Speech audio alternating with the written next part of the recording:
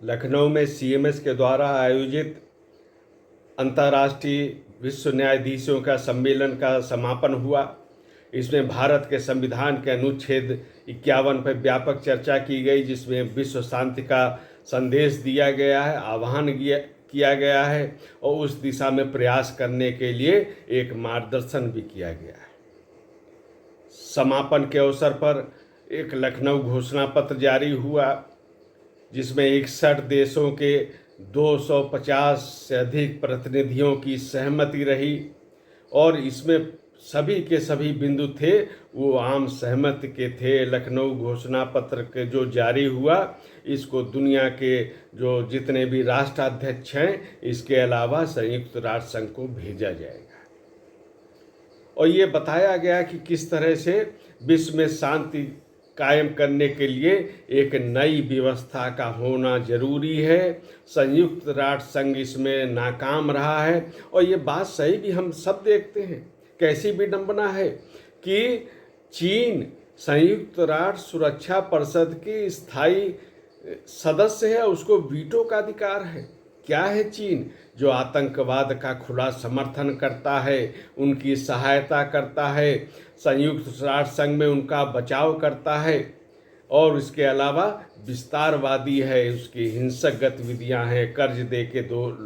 दूसरे देशों पर कब्जा जमाने की नीति है। ये सुरक्षा परिषद का स्थायी सदस्य है, इसको वीटो पावर प्राप्त है, तो ये व्यवस्था चलने वाली नहीं है। और इसीलिए हम देखते हैं कि विश्व में जितने भी संकट हैं युद्ध के, इस समय भी जो चल रहे हैं, हमास और इस्राइल का हो, रूस यूक्रेन का हो, तो इनका समाधान का तो कोई रास्ता ही नहीं है, कोई चर्चा ही नहीं होती। और जो वीटो पावरधारी देश हैं वो भी इसमें एक न एक पक्ष के साथ हैं, इसलिए इस व्यवस्था को बदल के नई व्यवस्था की बनानी पड़ेगी, ये बात कही। एक सुंदर दृश्य हम यहाँ पे देखते हैं कि किस प्रकार से 61 देशों के प्रतिनिधि थे। पत्रकार वार्ता में हैती के पूर्व प्रधानमंत्री अपनी बात फ्रेंच में रखते हैं, एक पूर्व न्यायाधीश उसका इंग्लिश में अनुवाद करके बताते हैं पत्रकारों को, और गीता किंगडम जो सीएमएस की हैं वो उसका हिंदी में अनुवाद करती हैं। बताया जाता है कि भाषाएं अलग अलग हैं लेकिन भावना एक है और ये भावना मानवतावादी है, जिसमें सर्वे भवन्तु सुखिनः की कामना की गई है, जिसमें वसुधैव कुटुम्बकम का संदेश दिया गया है और यही बात भारत के संविधान के अनुच्छेद 51 में कही है। और केवल युद्ध की बात नहीं है, निरस्त्रीकरण होना चाहिए, शस्त्रों पर नियंत्रण किया जाना चाहिए, शस्त्रों के जखीरे कायम हो चुके हैं, उनका भी समाधान तलाशने की आवश्यकता है। इसके अलावा जो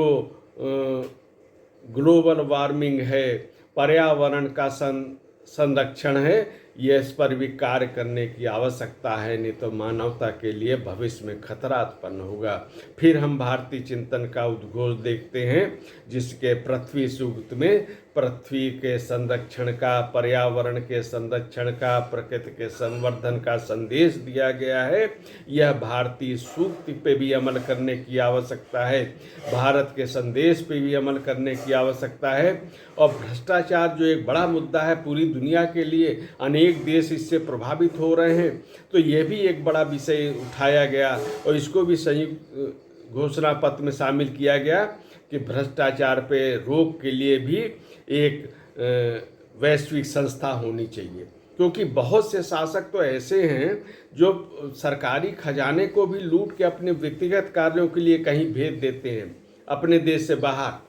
या अपने उपयोग में रखते हैं। तो ये केवल उनका निजी मसला नहीं हो सकता है, क्योंकि जो धनराशि जन कल्याण में, गरीबों के हित में, स्वास्थ्य में, पेयजल में खर्च होनी चाहिए, वो उनके परिवार के हित में चली जाती है। इसलिए मानवता से जुड़ा हुआ मुद्दा है, इसलिए इस पर भी वैश्विक स्तर पर रोक लगाने की आवश्यकता है। ये एक महत्वपूर्ण घोषणा जो इस साझा घोषणा पत्र में शामिल की गई थी। यानी ठीक है, नई व्यवस्था कैसी होगी इस पे भी प्रकाश डाला गया कि एक विश्व की संसद हो, एक विश्व की कार्यपालिका हो और एक विश्व की ऐसी न्यायपालिका हो जिसके निर्णय को लोग मानने को विवश हों और शांति व्यवस्था कायम रखने के लिए समस्याओं का समाधान शांति के वार्ता के द्वारा करने की ये घोषणा पत्र में उसका उल्लेख किया गया है।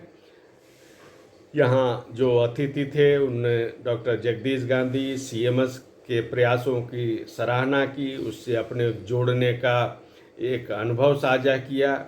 और ये बताया कि इनमें से कई लोगों ने तो ये बताया कि वो कई बार से इस सम्मेलन में आ रहे हैं और यहाँ पे वो भारत की संस्कृति, भारत की जीवन शैली और भारत के आतिथ्य सत्कार से इतना प्रभावित हैं कि यह बातें उनके अपने जीवन शैली में उतर आई हैं। वो विदेश में अपने देश में रहते हुए भी भारत की जीवन शैली पर अमल कर रहे हैं। यह एक बड़ी सफलता इस सम्मेलन की हो सकती है जब आप भारतीय चिंतन पर, भारतीय संस्कृति पे अमल करना सीख लेंगे तो विश्व में शांति का सपना भी साकार